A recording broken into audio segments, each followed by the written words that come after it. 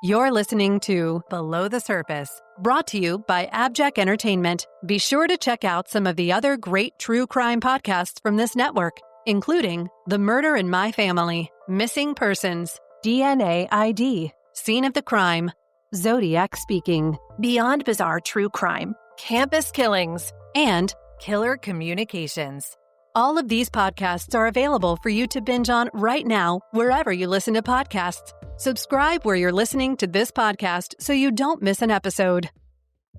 A missing person, a strange death, a vanished vehicle, a series of unanswerable questions. In so many true crime mysteries, the answers remain elusive. But in many instances, the clues lead right to the water's edge, and sometimes the truth lies below the surface.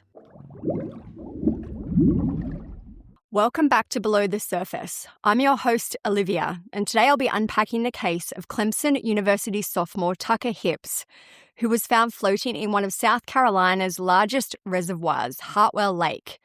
29 members of Tucker's fraternity were with him as he ran across the Seneca River Bridge on a fraternity initiation run. But when his body was found several hours later, none of them came forward to explain how he'd gone from running to drowned in the lake.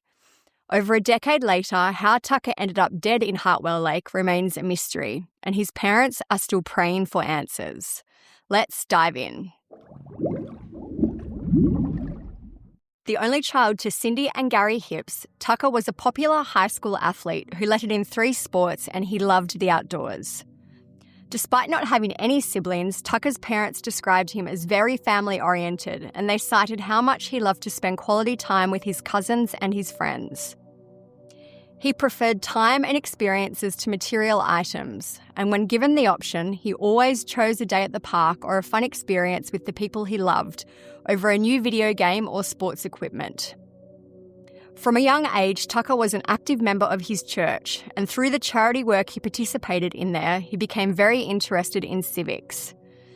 This led him to take a political science electives in high school, and he became so immersed in this field that the school nominated him to attend a week-long summer program, sponsored by the American Legion called Palmetto Boys State.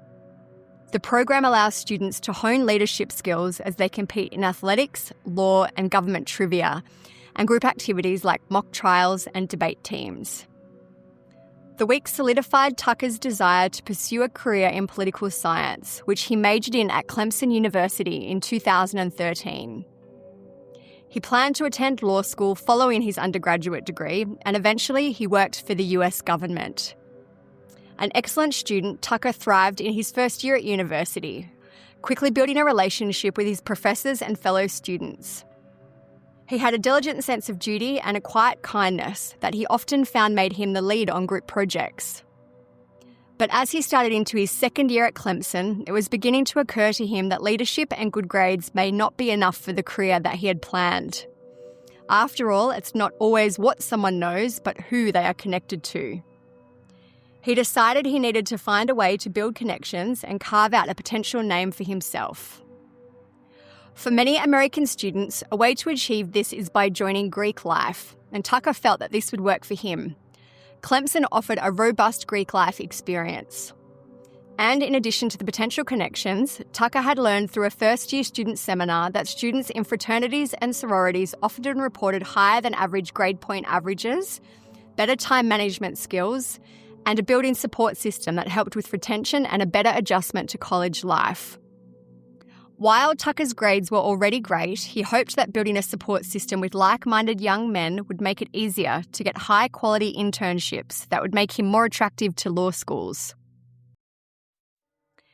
He carefully selected the Sigma Phi Epsilon fraternity, known as SIGEP, as at the time Tucker was attending Clemson, the son of Delaware's then governor was a member of that fraternity also. With a potential connection like a governor's son, Tucker believed that he would have a much better shot at landing a political internship.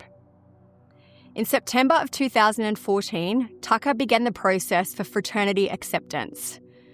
During what's known as Rush Week, Tucker put in a bid to be accepted by SIGEP, and he went through several interviews with the current membership where he was assessed for compatibility. He was excited to receive his acceptance as a pledge initiate a few days later, and he joined the other 26 new pledges, hoping to advance to full brotherhood. Because of his natural leadership tendencies, the Sig Ep brothers quickly promoted Tucker to pledge class president, making him the liaison between the brothers and the initiates. However, what sounded like a promotion became more like servitude. In addition to his liaison duties, the Brotherhood required Tucker to clean their rooms, pick up takeout, drive members who didn't own cars to class, and any other duties as assigned. These assignments came in at all hours of the day and night, disrupting Tucker's sleep and his ability to finish his classwork. However, he didn't complain. In his mind, this was a short-term assignment. Once the pledge process was complete, he'd be a full Sig Ep brother and he'd be able to go back to fully focusing on his studies. But Tucker's body was found floating in Lake Hartwell long before the pledge initiate process had been completed. At around 1:30 p.m. on September 22nd, Sig Ep brother Campbell Starr called 911, asking if the police had happened to pick up a brown-haired 19-year-old college boy at any point during that day. Campbell claimed that his friend had gone out with the rest of Sig Ep's pledge initiates for a fitness run at around 5:30 that morning, but nobody had seen him since. While the dispatcher tried to get some more information, Campbell cited that he wasn't interested in filing any type of report at that stage. He just wanted to know if the police had seen anyone who looked like his friend. It took the dispatcher 15 minutes to coax the name of this friend out of Campbell, and once he said Tucker Hips, the call centre put out a missing persons report. Local police were dispatched to Tucker's last known location, the Seneca River Bridge.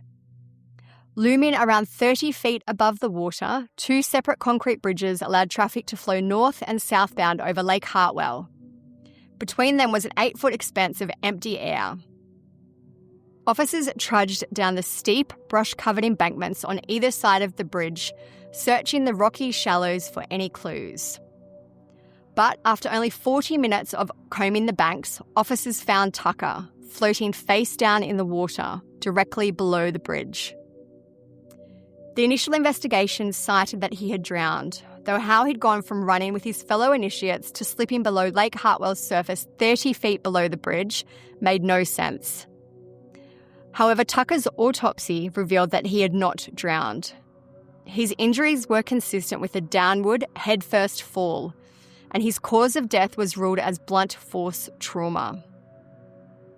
The medical examiner hypothesised that Tucker had hit the rocks in the shallow water near the banks where the police recovered his body.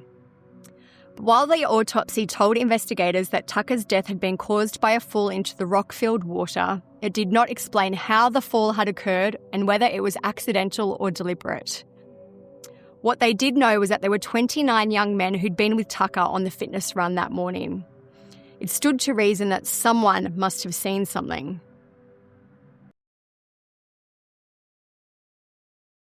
Detectives went to Sig Ep's chapter house and interviewed over 50 people who were identified as having some kind of involvement in the run or in the pledge process.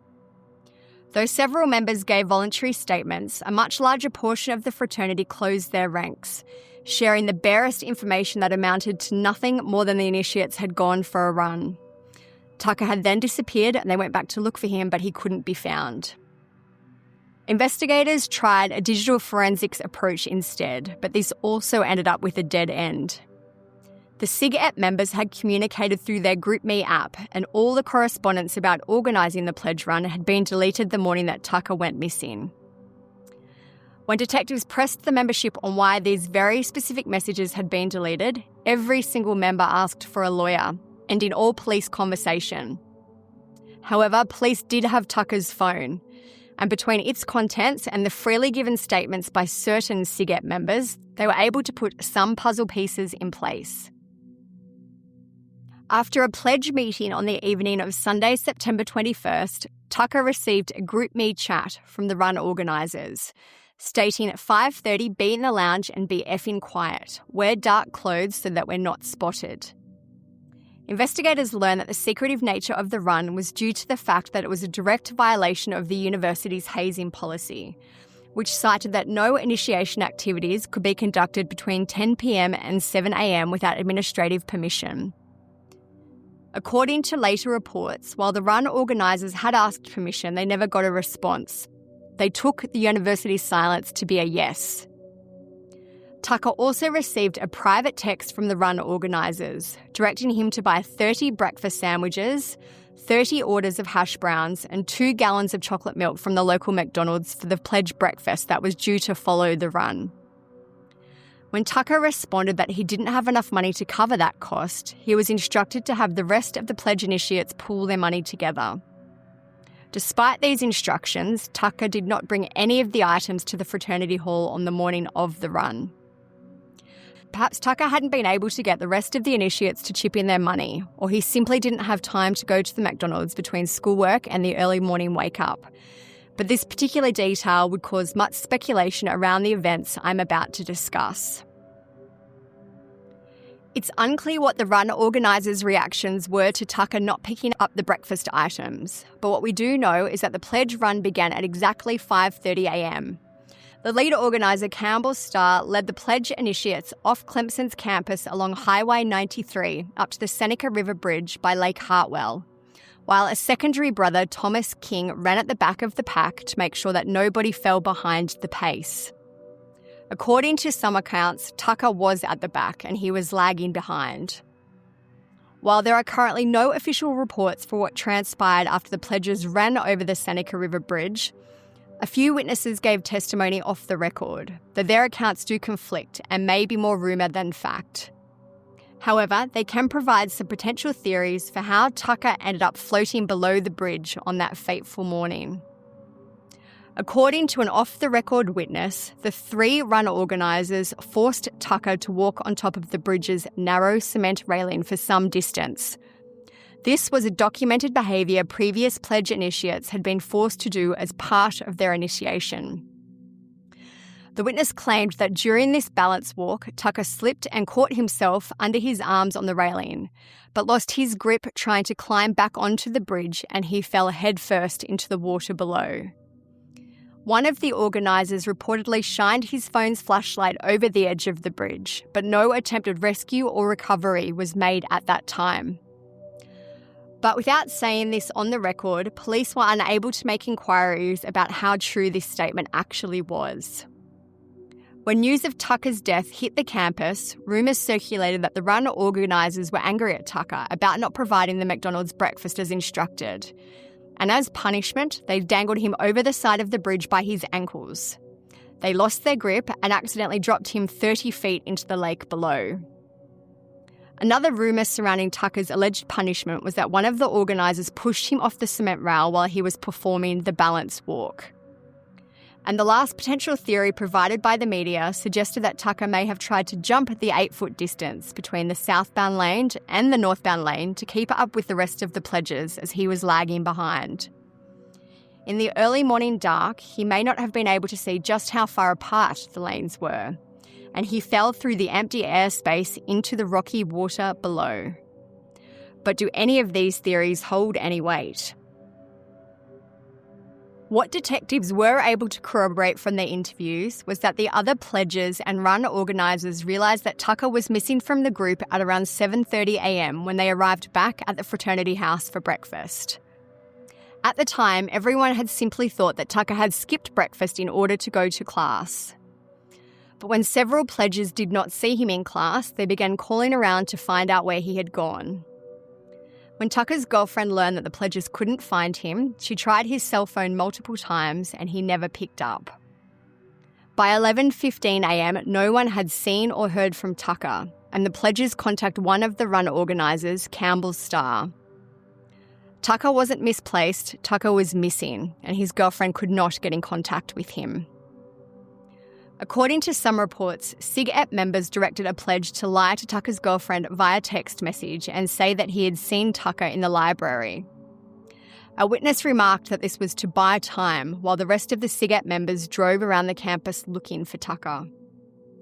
But though they scoured the campus, there was still no sign of Tucker by 1 p.m. He'd been missing for almost 6 hours and Campbell Starr had no choice but to call 911.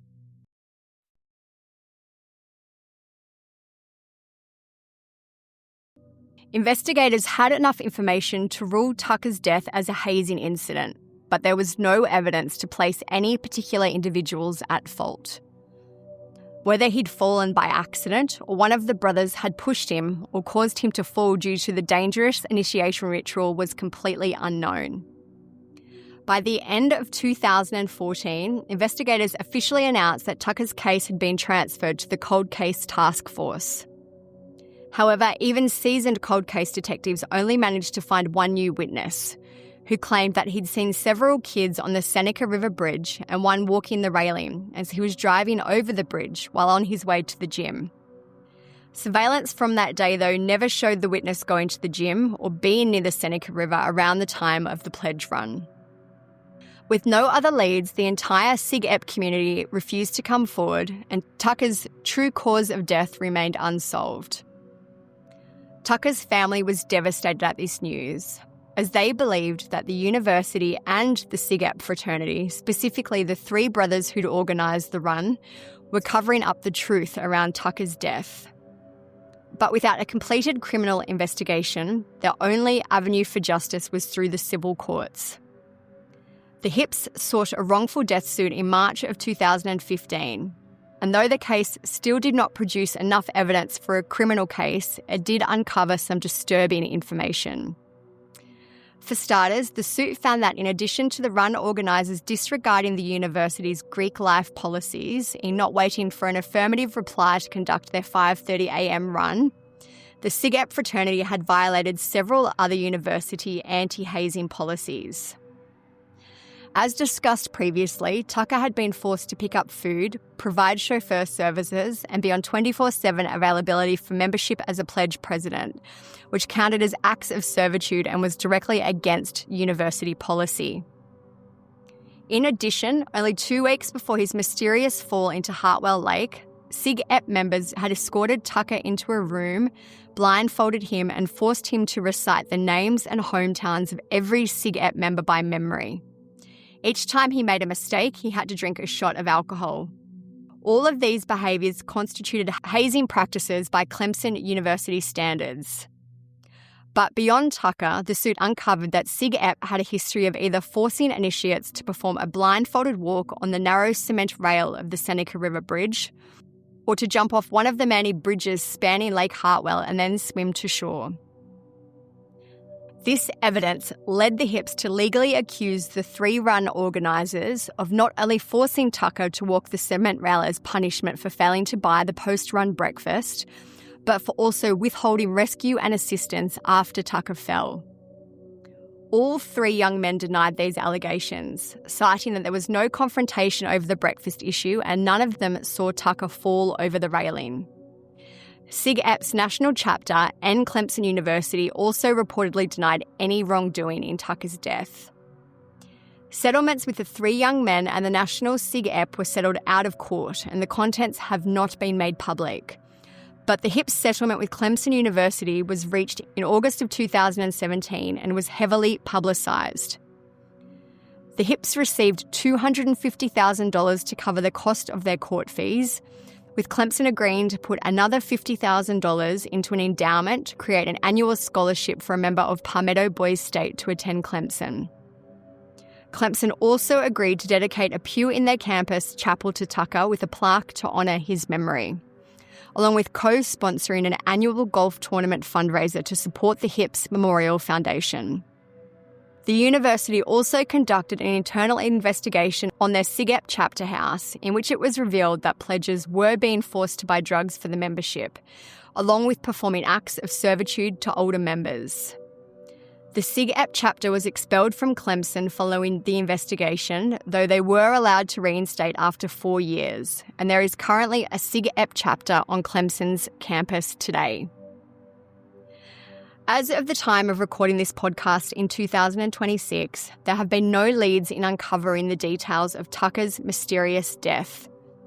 His parents are offering a $100,000 reward for any information on his death, and they hold out hope that as time passes, the Sig Ep members who are involved may finally feel the weight of what they saw, and that they may contact police to share information about what really happened to Tucker.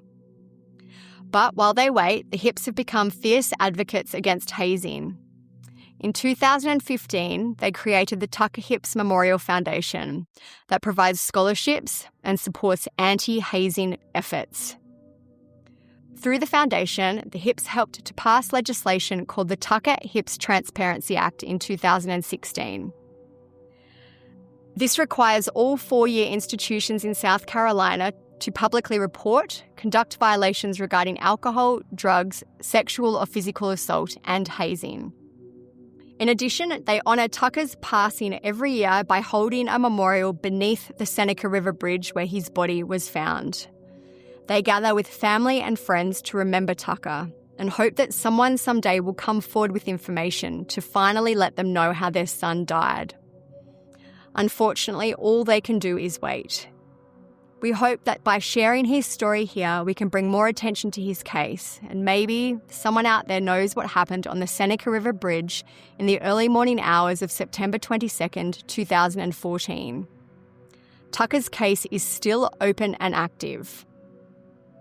If anyone has a tip, or if you were present on the morning that Tucker died, we ask that you contact League Detective Jim Dixon at Oconee County Sheriff Criminal Investigations Bureau at 864-718-1052. That's 864-718-1052. Thank you for listening, and resources for today's story include an episode of Campus Killings podcast, the Tucker Hips Memorial Foundation, CNN, YWFF News at 4, FITS News, and StopHazing.org. We'd love for you to follow us on social media. We're on every major platform, so search for us on your favourites, and we'll be sure to include links in the show notes. You can also find us on our website, belowthesurfacepodcast.net. If you'd like to show your support for this show and get your episodes early and ad-free, consider an AbJack Insider subscription through Apple Podcasts. For only $4.99 a month or $49.99 a year, not only will you get early and ad-free access to this show, but to every show on the AbJack network of shows. To get started, just head over to Apple Podcasts and search for the AbJack Entertainment channel. Your support is greatly appreciated. Finally, we'd very much appreciate you leaving a rating or review on the platform you're listening to us now on. This will really help us grow, and it helps new listeners to find the show. And please tell your friends about Below the Surface. Nothing beats word of mouth. We will see you back in 2 weeks with an all-new episode. Thank you all so much. Below the Surface is hosted and narrated by Olivia McKenzie, with research and writing by Abigail Belcastro, and it's produced by Mike Morford for AbJack Entertainment. Be sure to join us for the next episode of Below the Surface.